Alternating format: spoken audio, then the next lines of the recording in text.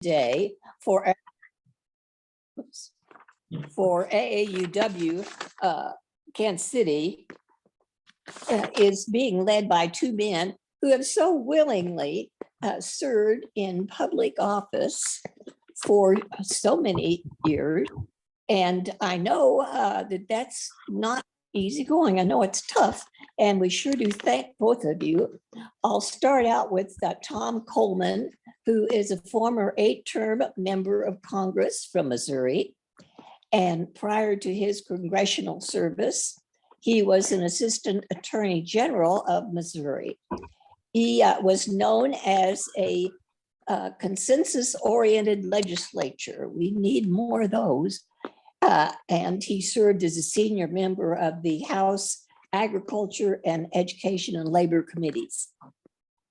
Among his activities, he's a past chairman of the Board of Trustees of the U.S. Capitol Historical Society and trustee emeritus of the Harry S. Truman Scholarship Foundation. He currently serves as an advisor to several pro-democracy organizations, including Protect Democracy, States United Democracy Center, and the Leadership Now Project. Tom earned his Juris Doctorate degree at Washington University School of Law in St. Louis, and he has a Master's of Public Administration from New York University. His undergraduate degree in economics was right near here at William Jewell College. Tom is married. He has 3 daughters and 3 granddaughters. His website is tomcoleman.net. And then we have Russ Carnahan. And Russ grew up in Raleigh with lots of politicians in his family. His dad, Mel Carnahan, governor, and his mother, Jean Carnahan, was senator. And I think he even had a granddad that was into politics. Russ formerly served as a state representative in Missouri for several terms, and then later as a U.S. representative for Missouri. And he resides in St. Louis with his wife, Deborah. They have 2 sons.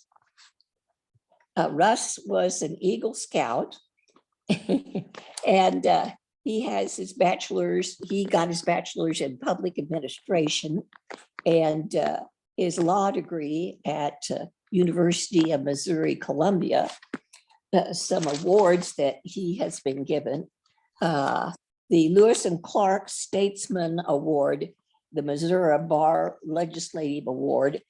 Prior to entering politics, Russ was a private practice attorney, and he's known for his tenure on the Veterans Affairs Committee and Transportation and Infrastructure Committee, and he was very active and a leader with the Biden campaign. And Russ, I don't have your website in front of me, so maybe you can tell us. Well, thank you. I don't know where you dug out the Eagle Scout reference, but I haven't had that in my introduction in a very long time. So that made me smile. Ballot Pete.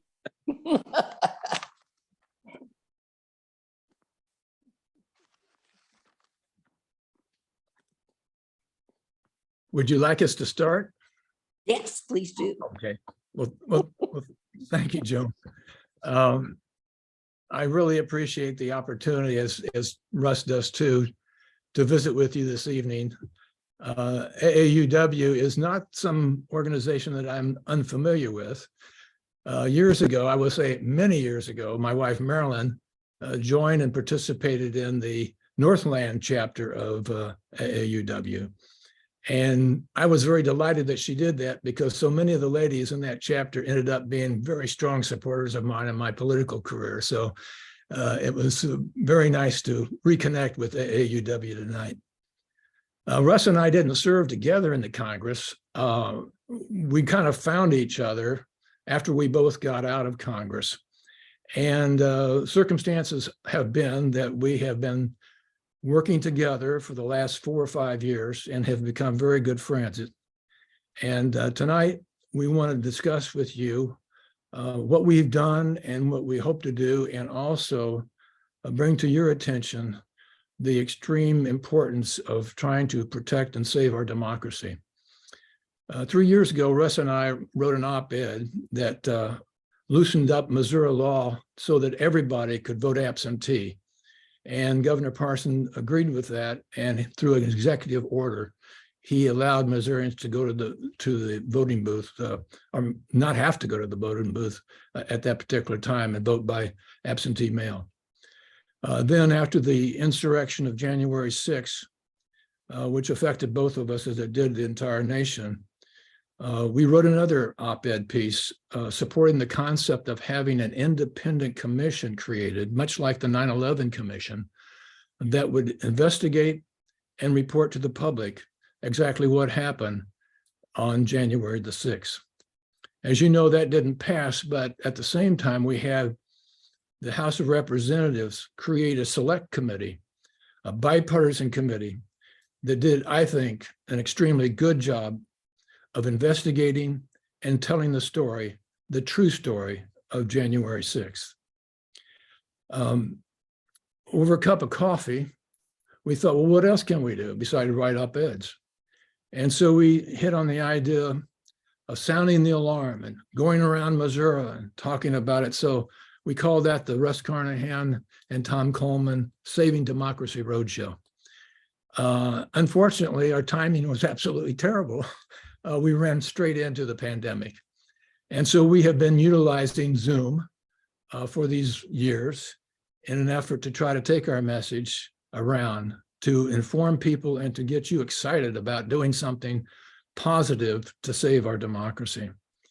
So Zoom presentations are better than no presentations.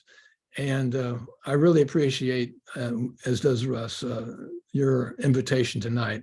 And I know Russ would like to have some opening remarks too.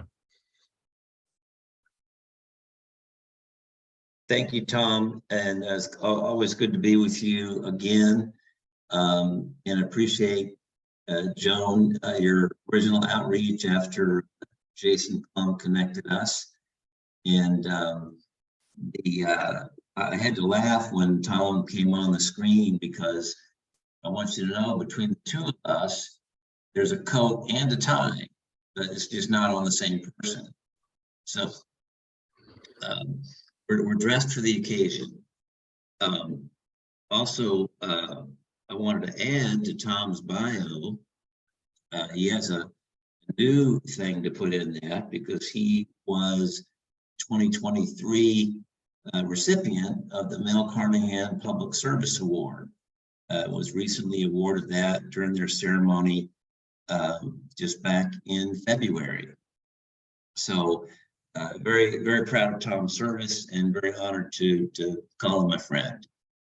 I wanted to start really with the story of something that really just happened to me last night.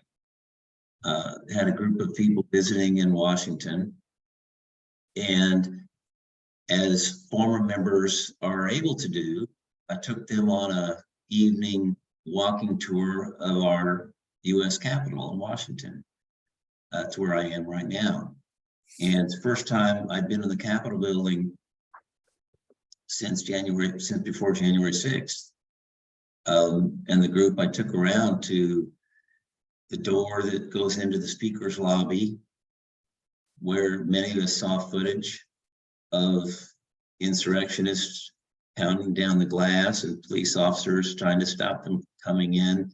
And it really brought a lot of this back home, very fresh, because that chamber, and Tom knows this, and others who have served there, I mean, that's our temple of democracy. And to me, it's a very special place. And when you walk into that chamber in our Capitol, and when all the members are assembled there, it's 435 people from every corner of our country. every kind of belief, every kind of profession you can imagine. And when it works well, it's almost magical that people come together to get things done. And that's the way it was designed. Not easy, because you figure having 435 people in any room to organize them to do anything, let alone something complicated or difficult or controversial. But it means you got to work together to figure things out and to be problem solvers. That's really what you're there for.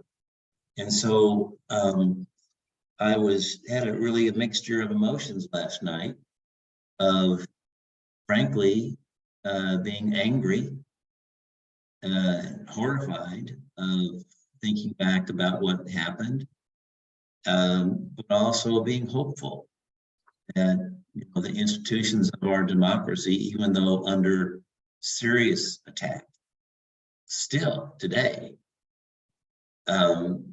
they have held, but we can't take that for granted. So I'm going to just pause there, because that's really the thing that's really top of my mind after doing that last night.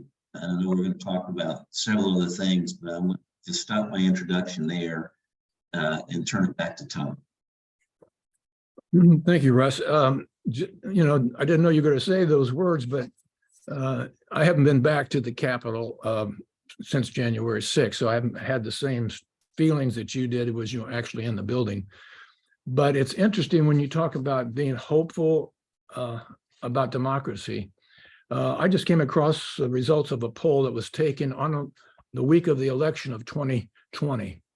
And they asked the public, and these 12,000 people that they asked the question of, what do they feel about democracy? And I'm pleased to report that overall, 75% of the public was worried and hopeful.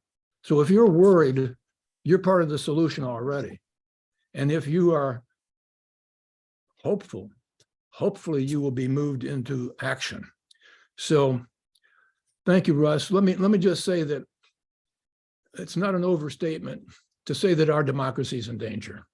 For the first time since the Civil War, we had a transition of our election that was interrupted. The counting of the Electoral College, which, as we all know, is where it happens. It's not our votes directly in this country. As long as we have the Electoral College, it's the votes that Congress certifies from all the states that report on that particular day, the 6th of January, by the Constitution.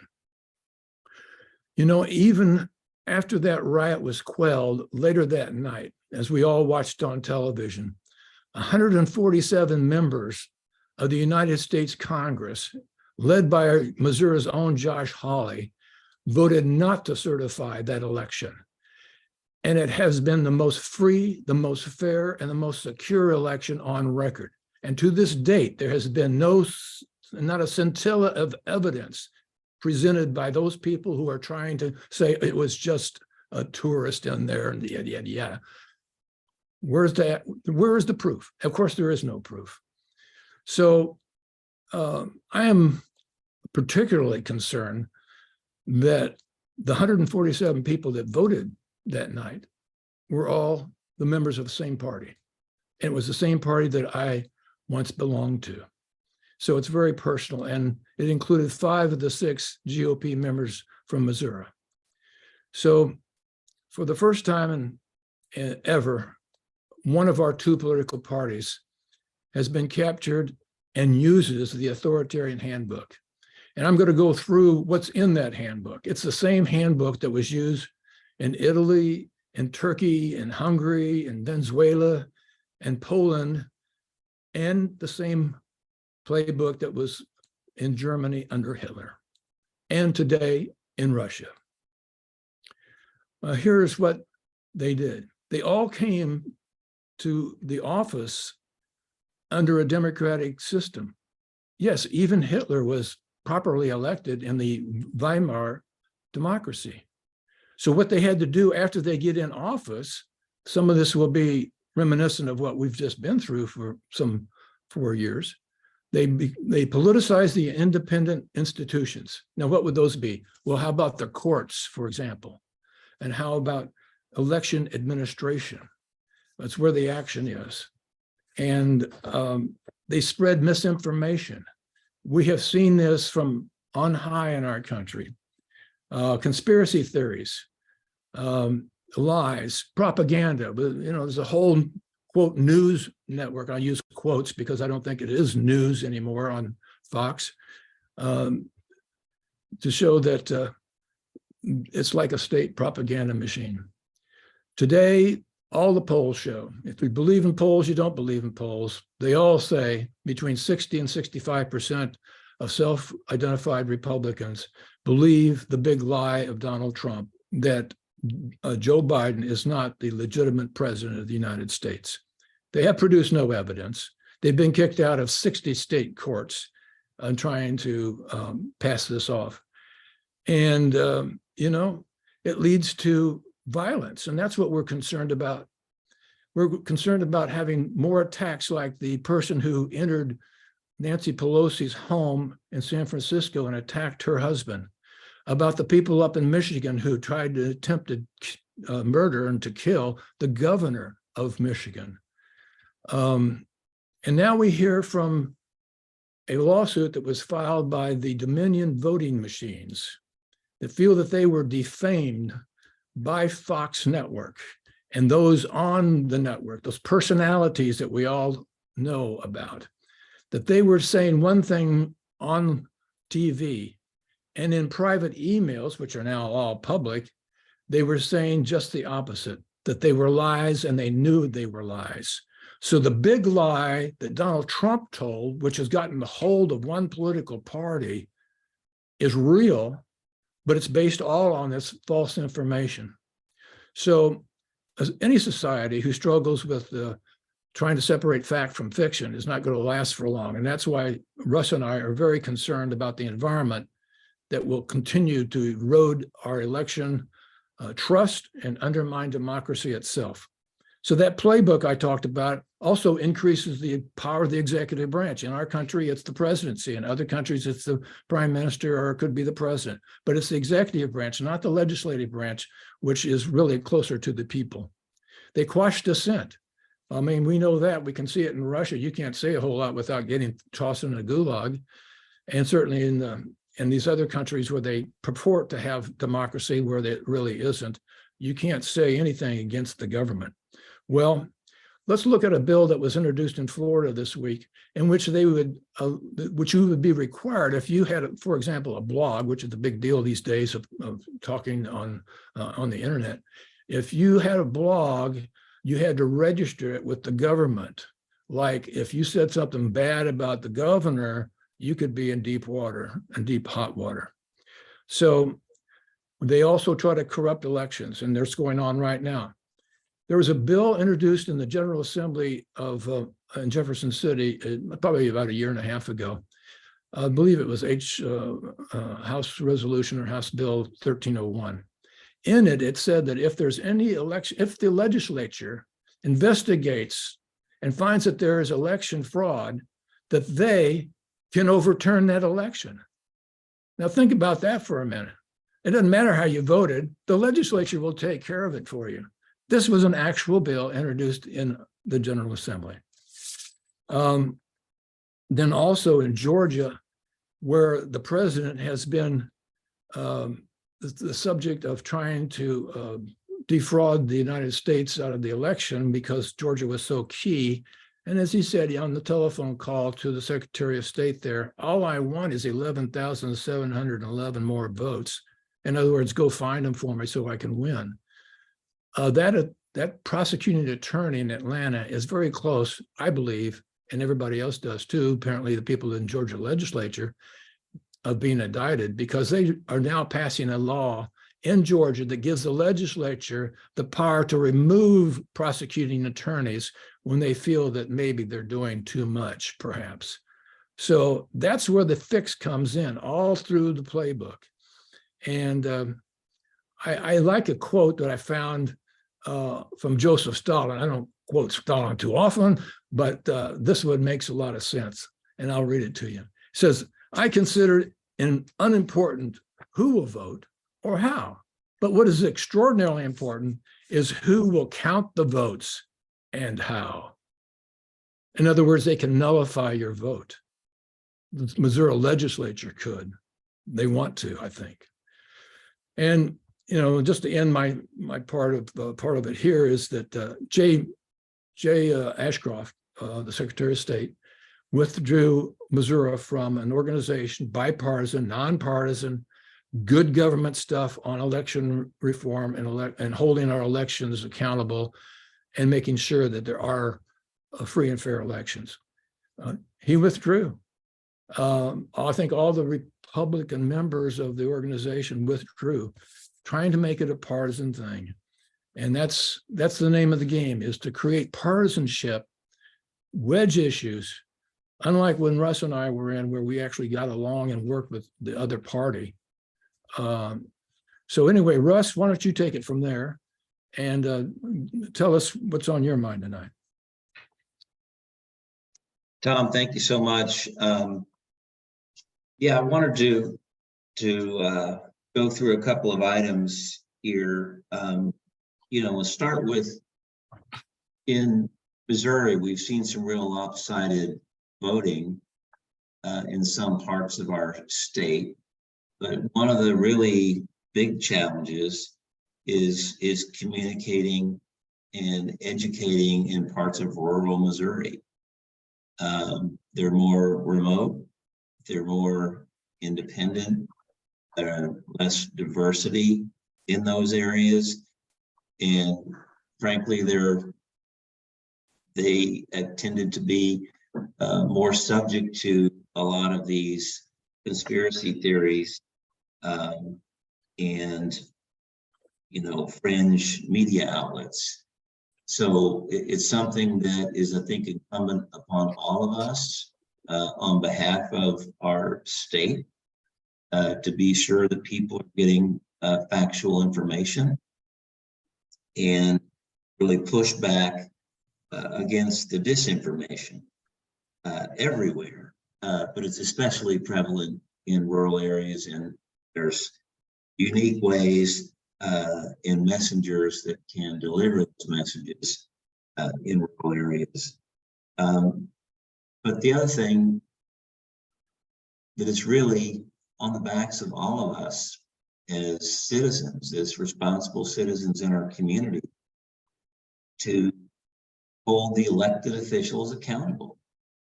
And we can do that with our vote.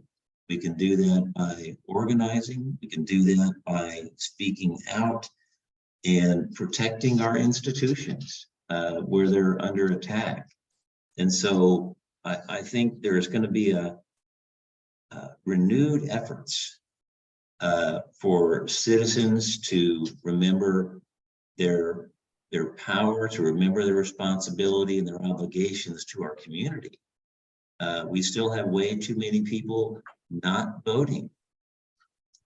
Whereas if people that were not coming to the polls at all, they're not even registered, people that are registered and rarely vote, if they were to show up, it could make a big difference in holding officials to account. The other thing I wanted to mention, there's been a long-standing tradition in Washington and the Department of Justice that a legal opinion that you couldn't prosecute a sitting president. I think that is something that could and should be revisited. Also, there's been ideas to create a new court with special jurisdiction to settle differences between the branches of government, where we have these stalemates come up in recent years. One of the other big reforms that needs to be addressed is the Senate filibuster. It's created great dysfunction in the Senate as a body, in our government, with spillover to really infect the selection of judges to the Supreme Court. And we've seen the impact that that's had. And right after the Dobbs decision that overturned Roe versus Wade, only 25% of the public had confidence in the court. That's not good for our democracy. So the simple fix for filibuster is to stop doing what they're doing now, which all a senator has to do is say they're going to filibuster. They don't have to do anything. And, you know, they should have to do it the, you know, Mr. Smith goes to Washington way. Okay, keep the filibuster, stand up and talk as long as you want, stand as long as you can, make your point as loud as you can. But at the end of the day, you know, things are going to move on. So you can slow things down, but you can't just stop as a minority the entire process of our government. And so even going back to that traditional use of the filibuster would improve the Senate tremendously. Two other tools that have been used to really disrupt our democracy is dark money, unlimited, you know, so-called corporate independent money injected into our politics. And the other is a political gerrymander in drawing congressional districts and legislative districts that is just so out of control and has created a lot of really hard districts on both sides, but really hollowed out the middle and the common ground, center ground in our politics. And that's not been healthy. So I've talked a lot about several problems and ideas, but I really want to end on, you know, what you can do, what we can all do to address this. Obviously, some of these are big, complicated, long-term challenges. Democracy is not for those who faint of heart. I mean, but it's important for all of us. So we have to be on the alert for election proposals in Jefferson City that would weaken your right to vote or even question your vote or question an election, to throw it out if they just don't like it. Where's our democracy when that begins to happen? The other is speak up in support of our famous and well-known and very popular Missouri ballot initiative law. That's something that, you know, again, as I said, is very popular, especially when the legislature fails to address something, does something too extreme. Missouri citizens like the ability to vote for things and change them. Too often in Missouri, even when the voters do approve something, the legislature tries to undo it because they don't like it. Well, guess what? Now, coming for the ballot initiative, they don't want to be questioned. And so you can expect to see that on one of the ballots coming up soon in Missouri to weaken or take away that ballot initiative right in Missouri. And that's going to be a big fight. We've seen a lot of conversation around the country and sadly in Missouri about banning books, questioning science, questioning teaching of our very history.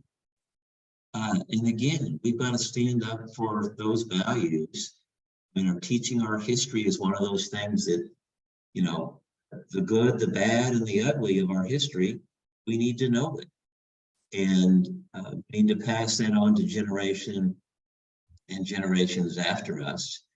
And, you know, Harry Truman was one of the best, what was the description of President Truman, Tom? He was had the least education, but was the best read president.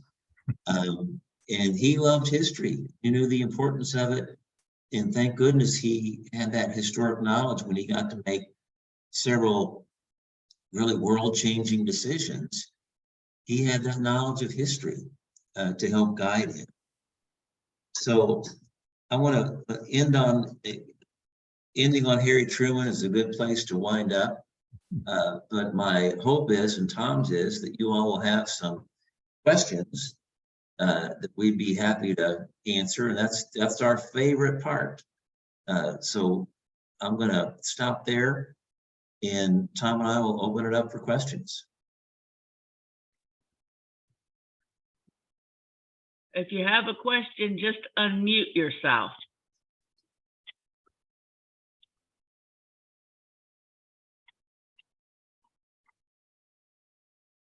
Let me fill in while people are gathering their nerve to ask a question.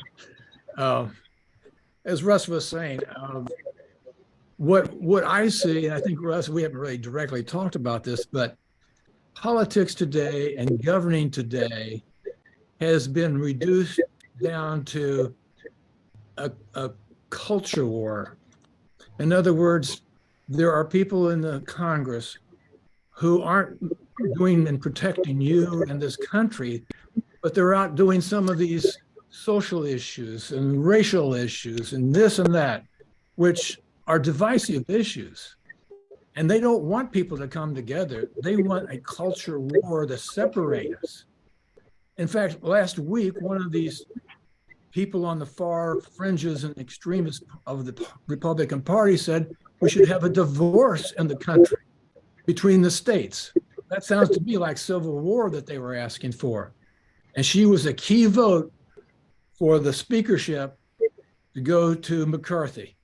And he has got to allow her to run all roughshod all over everybody, or he loses the speakership. It's all about power. It's all about all the things we don't want in our government. It happens in Washington, and I dare say it probably happens in Jeff City.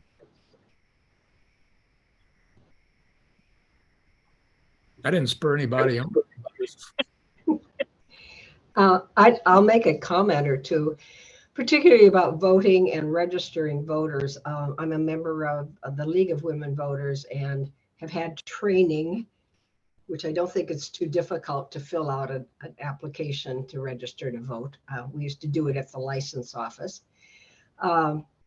It registers to vote. We go into the schools because the young people are becoming 18 and can register. And also a great joy is to register recently naturalized citizens at the federal courthouse. There's such a joy there. And registering voters is important, and being a registered voter is important, and voting is important. But the more important thing, I think, is being an informed voter. And I don't know how we do a better job of that. There was a forum here in Kansas City last night of city council people running the at-large for the 6th district, which is my district, and also Kevin McManus, our present city council person, who used to serve in the state legislature, as is being term limited out. And so there are 5 candidates in the primary election coming up in April, the 4th, for his position of the councilman, not the at-large person. And it was interesting to hear their positions on different things, crime and housing particularly were strong speaking points. But to be informed, there weren't a whole lot of people there, probably 50 or so. But to get the information out of where people stand on things, and League of Women Voters does not support candidates. They do support positions after studying the position. But I would like to stress informed voters. Well, I certainly agree with that. And the League has always been on the forefront of assuring free and fair elections. And thank you for your service on that matter. I want to ask you a question. We've heard a lot about, and I have not heard about this in Missouri, about people getting upset and mad at election officials just doing the job. And it used to be that people did this almost like voluntary work. And And they were, so many Republicans, so many Democrats, and it was a bipartisan thing at the election board or whatever. Can you talk to that? Have you noticed anything like this? Are we exempt from it in Missouri? No, I don't think so, because the league has just taken up a study and are going to present their position on this. And it is the harassment or intimidation of election officials.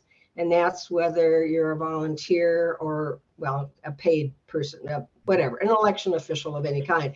There is a law now, I understand, in Missouri that the election official worker is protected if they are harassed or intimidated at the voting place, but not if they are intimidated or outside of the polling place. So that if someone were to go to their home or encounter them in the grocery store or whatever, and be rude or all.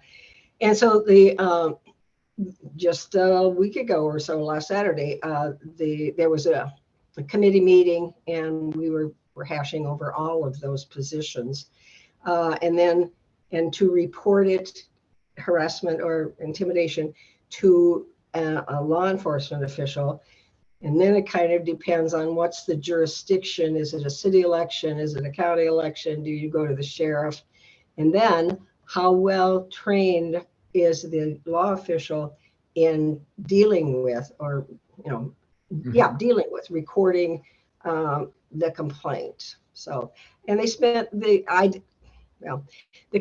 committee chair people spent quite a bit of time with Jean Peters Baker, the prosecuting attorney here in Jackson County, and what can we as public or the committee do to help her in dealing with the intimidation? It's so wrong. It's so wrong. It's a terribly long day if you work as an official. I believe it's 5:30 to 7 or something, and of course you can get paid. That's a long day. I'm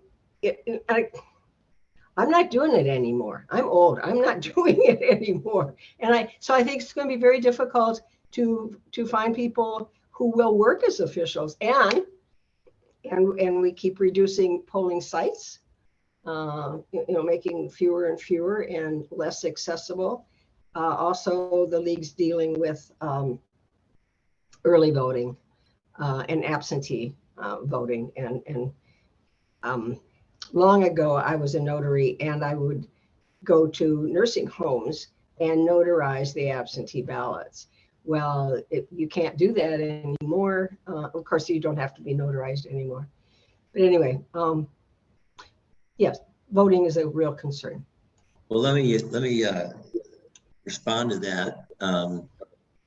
Sadly, a lot of this is by design. I know that. That people want to make the issues confusing or create false equivalence, and make it so confusing and so nasty and so contradictory that people don't even want to go vote, just throw up their hands. And then with regard to election workers, again, by design, there's a handful of folks that want to make that job, where normal people don't want to do it. And so who's left to do it but the people that are on the fringes? And that's dangerous. So again, it puts an extra burden on people doing their civic responsibility, but it makes it even more important that we do it. So, it's going to take a lot of education, a lot of support, and a lot of pushback to be able to keep those things running correctly. I'll make another comment. Jason Kander, former Secretary of State for Missouri, spoke at a forum at the Plaza Library a couple of months ago, and in dealing with the changes that have been made recently in voting in Missouri. And I will quote him in saying it's voter suppression. And I don't think he'd mind that I'm saying No, that. it absolutely is. It's the very definition of voter suppression. And Right. I see Joan has her hand up. Yeah, one thing that I don't much talk about, but it really worries and frightens me, is that our democracy is moving towards a theocracy. And yet nobody, I think it's kind of the third rail. Everybody's afraid to touch it. I totally agree with you. And I think if you look at the base Republican vote, 25% of it is made up of an evangelical movement, which believes in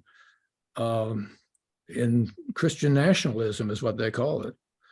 And last time I read the Constitution, we had a separation of church and state, which was something very important at William Jewell, where I went. And I've always felt that it was an important part, because we have seen in other nations, in Iran, for example, where you have a mullah, he controls everything. And then you go to another country, and it's all about whether or not you believe in what they want you to believe or not want you to believe or whatever.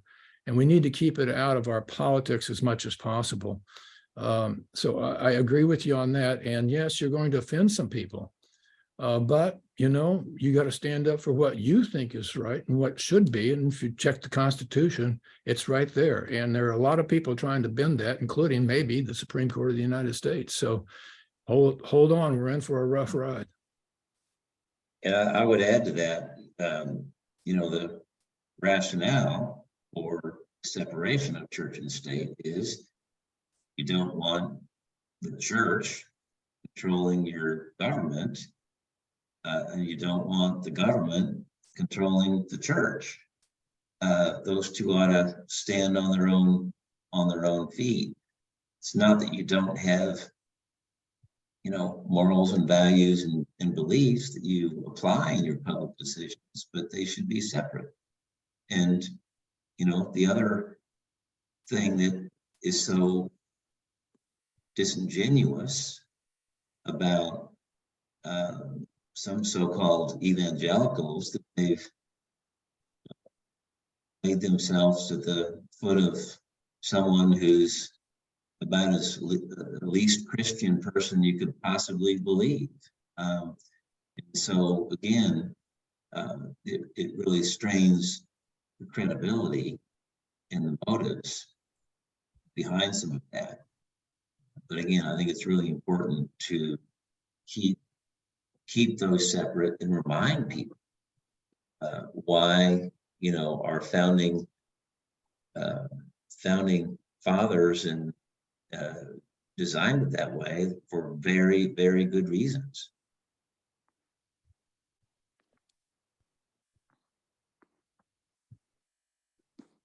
Stephanie? Yes, thank you. This is for either gentleman. How do you feel the media plays into our knowledge of what actually goes on in government?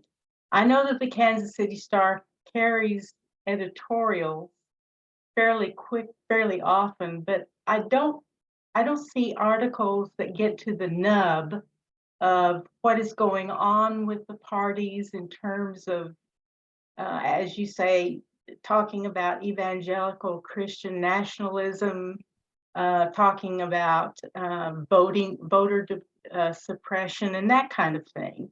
How do you feel that our media is communicating those things to us as a group, as a whole? Well, as I think the excuse would be, if you had somebody from the Star here or any other daily newspaper, probably, that it's a matter of economics right now. They don't have the people power to be able to go out and get these stories, to cover all the stories, and to write these stories. I know the Star's distribution is way down from what it used to be. I read daily the St. Louis Post-Dispatch. Now they do have, it seems like, and Russ, you can comment on this for sure, they seem to have a little bit more of what you're talking about in their newspaper in St. Louis. But the Star used to have it. The Star was the Star. It was one of the nation's finest newspapers. And one of the things that I want to comment on in answering your question is, we need to have newspapers in the rural areas of this country that have lost them. They've gone out of business, or they've combined, so that when I used to go out in my 23 counties, I would always call on the local newspaper, tell them why I was in town, if I was making a speech or whatever, or investigation or whatever. I wanted them to know about it and to tell the people and get some feedback. If you went out there today, you wouldn't find these newspapers, and they're all kind of owned by a large conglomerate or something. And the local news aspect of it is secondary. So I totally agree with you on that. And it used to be that the Star would put our votes in on, I think, on a Sunday.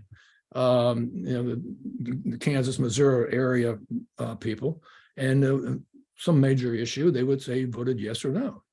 And I always felt that was helpful, even before I got to Congress, to know what was going on. So I totally agree with you. I don't have an answer other than the economics of the news, as we know today, is completely gone haywire when people lie to you directly and then tell you a different story.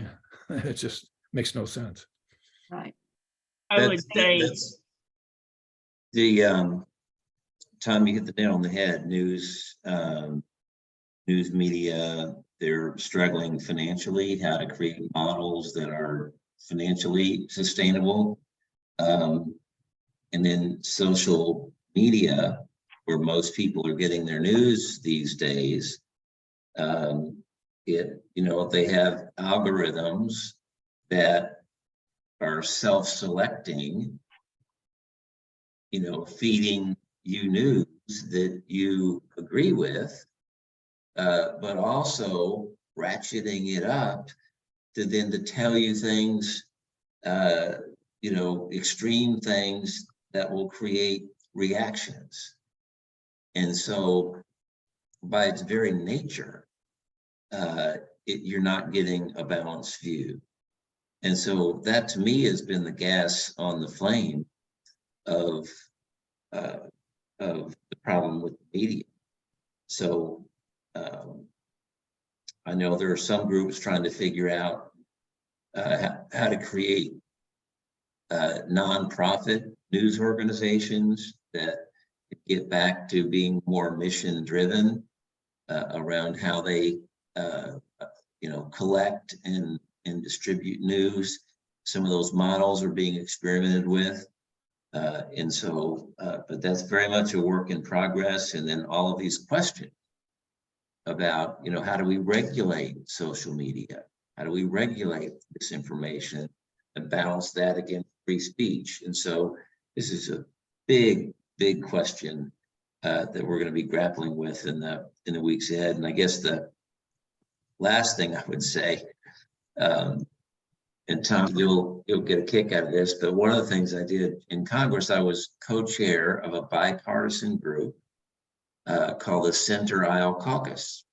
And we had regular monthly meetings. We'd have a lunch or a dinner, a bunch of Democrats and Republicans, and we would get together and we'd talk about things that we thought we could do in common. And I would tell people back home when I have a town hall about these meetings, and I'd ask people to raise their hand if they'd ever heard of it.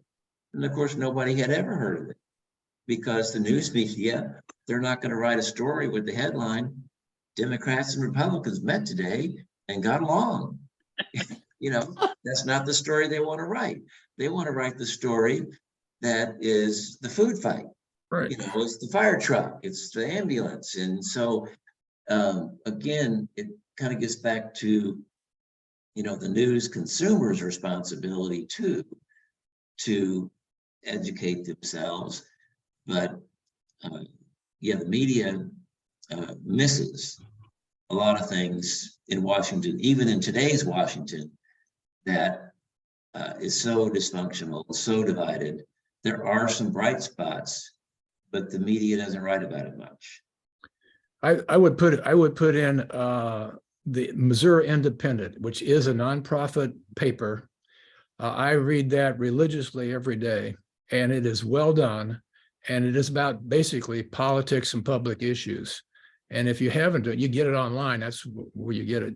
You don't have it tossed on your doorstep. But I find it very balanced, very fair, and I learn a lot. And so if that's something that you feel you're not getting in your local paper, go to the Missouri Independent online, and I think you'll enjoy it. Mary? Jane. Yes, Jane. I had to unmute myself.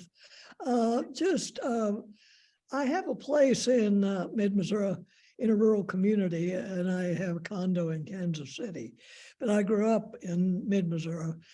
And I'm not sure, Russ, how much social media leads the impressions or thoughts and thinking or whatever in a lot of the rural areas. And there is a local newspaper. However, the ownership, and I could trace it back over the last 50 years and tell you when there was one side of the aisle that was more influential because they published the paper or whatnot. But currently, the one we have just won't run the stories, the other stories or the letters to the editor or what. Now, maybe 5% change in the last 5 or 7 years that this fellow's owned it. But that I agree with Stephanie. I mean, trying to make inroads here. It's not just the Star and the Post-Dispatch and Globe Democrat. I mean, it's the little local places, and they're boycotting the complete coverage of the news. So it's a major challenge, I'd say. And some of that is new today, but also a reminder, some of that's been around a long time. Remember the old, we used to get the big, thick Missouri Blue Books, and you go in there and look under it listed all the Missouri newspapers, and all the Missouri newspapers put their political affiliation. Little parentheses, they had a D or an R or an I for independent, and newspapers used to do that. And they were telling you right up front what their editorial policy was.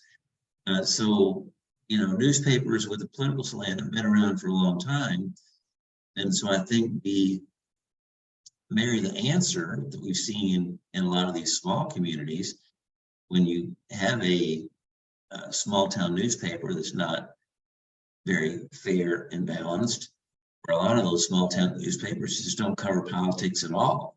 They cover local high school sports and, we had an anniversary and, just family related stuff. Don't even do politics at all. But that's where social media can be a positive tool, because people have started, local clubs or groups and can use social media to get news out, even where you don't have a traditional media.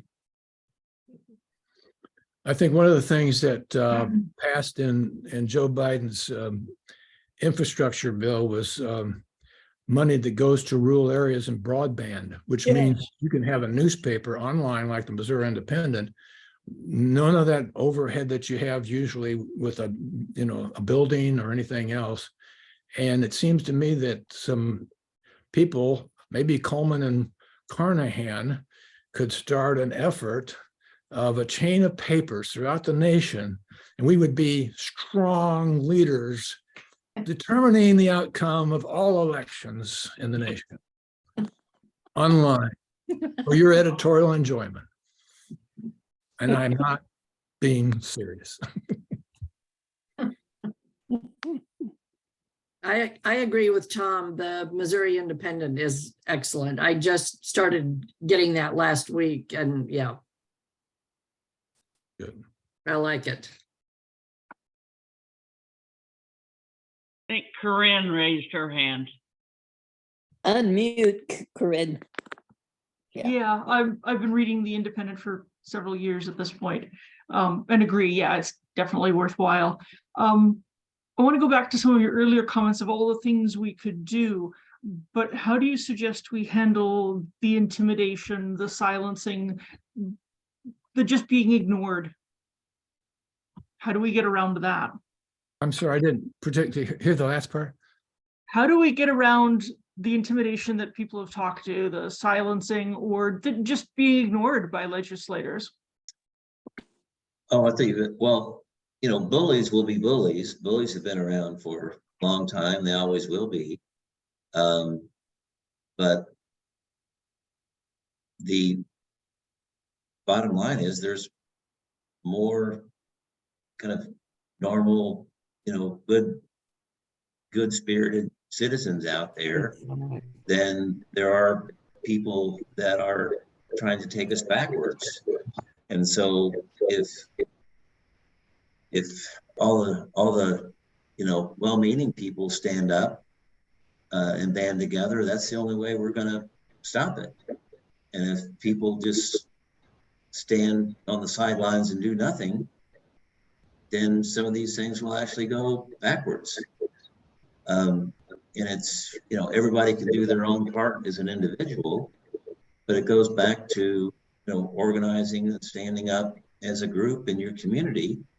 And that's the way you stand up to bullies who are in the minority, who are, you know, trying to, you know, gain and keep power by any means possible, even if it means undoing our democratic institutions.